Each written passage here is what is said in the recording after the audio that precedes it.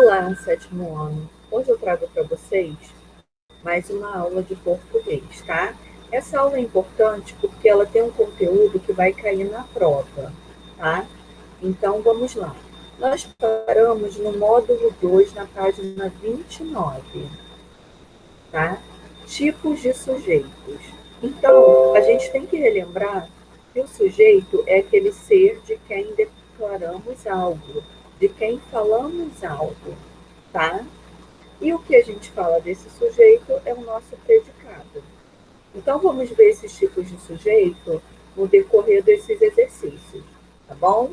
Então, vamos lá, ó. Tem a sinopse do livro de poemas visuais, tá? Não é por acaso que Sérgio Caparelli tornou-se um dos principais nomes da poesia infantil contemporânea. Seu trabalho poético não parou na forma tradicional de poetar. Então, se eu perguntar ali, para eu identificar o sujeito, eu tenho que perguntar o verbo. Ó, quem tornou-se um dos principais nomes da poesia infantil contemporânea? A resposta será Sérgio Caparelli. Então, Sérgio Caparelli é o meu sujeito, tá? E por ser um nome, eu tenho um sujeito simples, tá? O livro Poesia Visual, que reúne 28 poemas construídos por Caparelli e tem projeto gráfico e a capa da designer Ana Cláudia, é um livro diferente.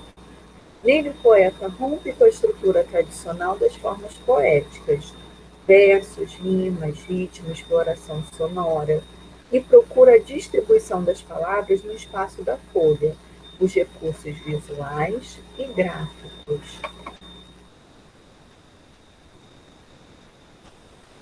Uma fusão de signo linguístico e imagem que comunica não só pelo que se lê, mas principalmente pelo que se vê. Fumaça de palavras, flores de palavras, sapatos de palavras, roupas de corda, jockeys, tabuleiros de palavras, peixes, borboletas ou borboletas de palavras, imagens de palavras, palavras-imagens, que desacomodam o leitor e convidam a construir novos sentidos criativamente, a partir do que lê vendo ou que vê lendo, tá? Se eu perguntar aqui o verbo, ó, quem desacomodam e quem convidam a construir novos sentidos? Ó, a resposta vão ser todas essas palavras, tá? Fumaça de palavras, flores de palavras, sapato de palavras. Então, aqui eu tenho o exemplo do sujeito composto.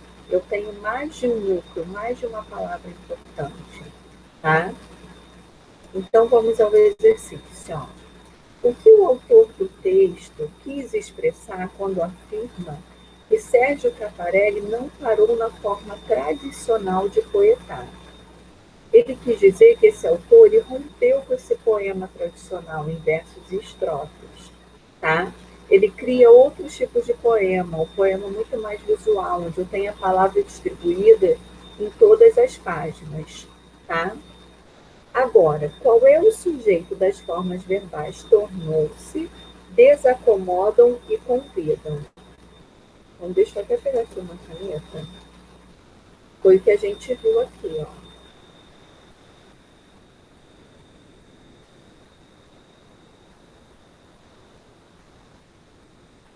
Só um minutinho.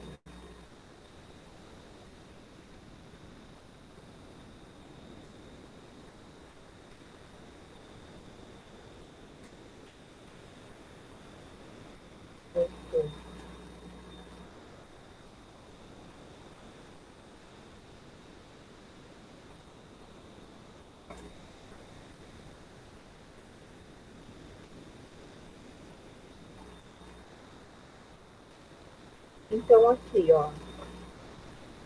Quem tornou-se um dos principais nomes, né? Foi o que nós vimos. Qual é o sujeito dessa forma verbal tornou-se, ó? Sérgio Caparelli, tá? E aqui, desses verbos, ó, desacomodam e convidam. Olha quantos sujeitos eu tenho, ó. Isso tudo aqui, ó. Então, eu tenho um sujeito composto, tá? Agora, na questão seguinte, vai pedir para eu sublinhar o núcleo do sujeito, a palavra mais importante, tá? Então, aqui, ó, o verbo tornou-se é Sérgio Caparelli, tá? Enquanto no outro, desacomodam e convidam é a fumaça, flores, sapatos, roupas, jockeys, tabuleiros, peixes, borboletas, borboletas, imagens, palavras, imagens, tá?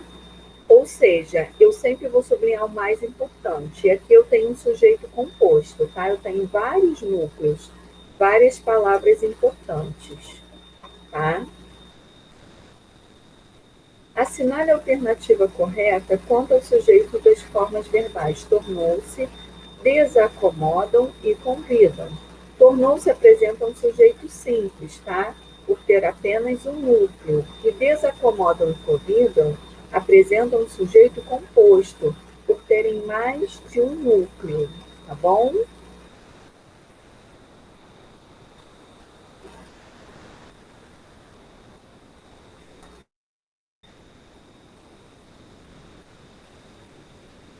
Quando o sujeito é explícito, a gente vê na oração, consegue identificá-lo e possui um único núcleo, ele é chamado de sujeito simples, tá? Já quando é explícito e apresenta mais de um núcleo, nós chamamos de composto. Agora nós vamos ver aqui a tirinha do Seninha. Vai para a escola? Quer uma carona? Adoro essas mochilas carrinhos. De que forma a quebra de expectativa entre o primeiro e o segundo quadrinho contribui para o humor da tirinha? A gente acha que o Seninha está oferecendo uma carona, que ele tem um carro, né?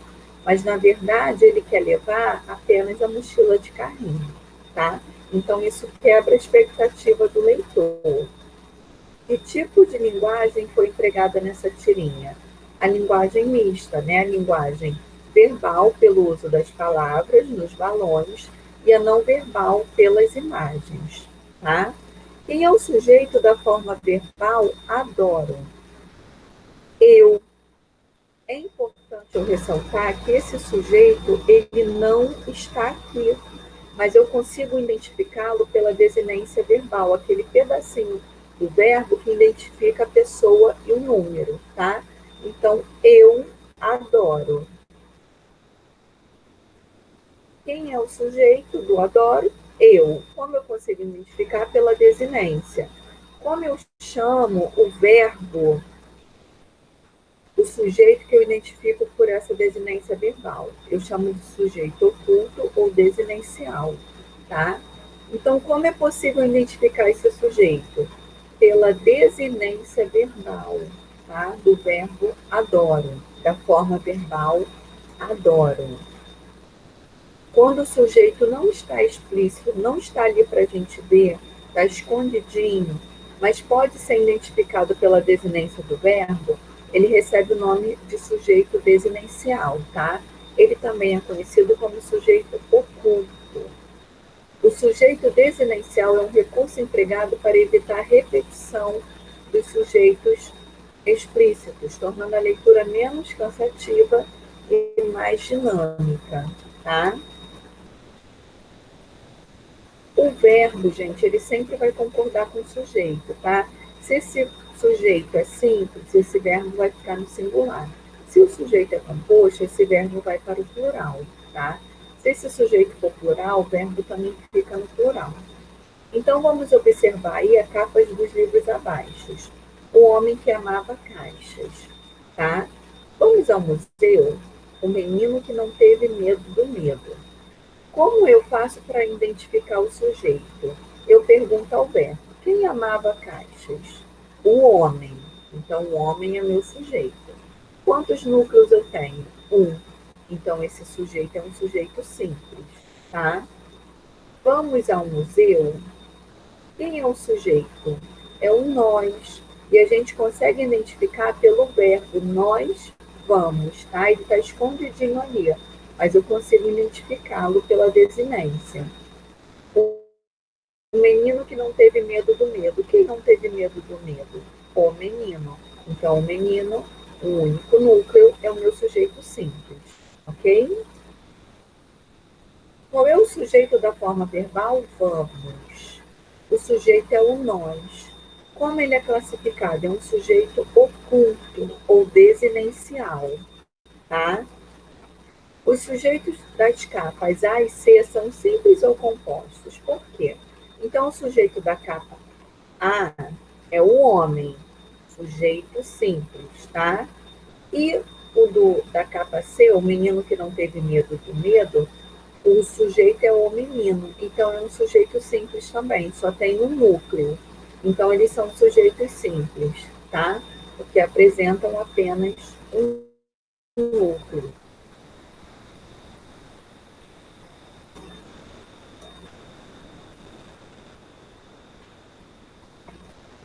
As formas verbais amava, vamos e teve, empregada nos títulos dos livros da página anterior, estão flexionadas no singular ou no plural.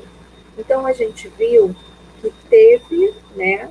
O menino que teve medo e o homem que amava estão no singular, esse sujeito está ambos estão no singular, tá? E vamos está no plural. Por quê? Equivale ao nós, é a primeira pessoa do plural. O verbo concorda com o sujeito em número e pessoa, tá? Foi o que eu falei. Essa concordância é chamada concordância verbal, tá? Então, aqui, ó, o cardume movimenta-se pela costa. Apesar de eu ter um sujeito, né, que representa um substantivo coletivo, ele vai se apresentar na pessoa do singular, na terceira pessoa do singular. Então, o verbo também vai ficar no singular.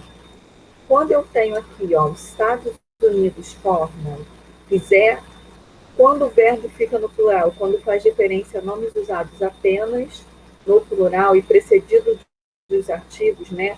Então, os Estados Unidos formam, tá? Então, esse sujeito, ele fica no plural. Minas Gerais fabrica. Se eu usei Minas Gerais, eu não usei o artigo, então esse verbo fica no singular. Se eu usar o artigo, esse verbo vai para o plural, tá? E quando o sujeito é composto? As meninas e os meninos do coral cantaram, tá? Quando o verbo estiver antes do sujeito para concordar, o mais próximo, tá? Liam mãe e filha antes de dormir, tá bom? Agora, lia mãe e filha antes de dormir. Eu posso colocar no plural ou concordando com o mais próximo. Lia mãe, tá bom? Então, essas informações estão para a nossa prova, tá? Tipos de sujeito. Eu agradeço pela atenção de vocês. Até a nossa próxima aula. Tchau, tchau.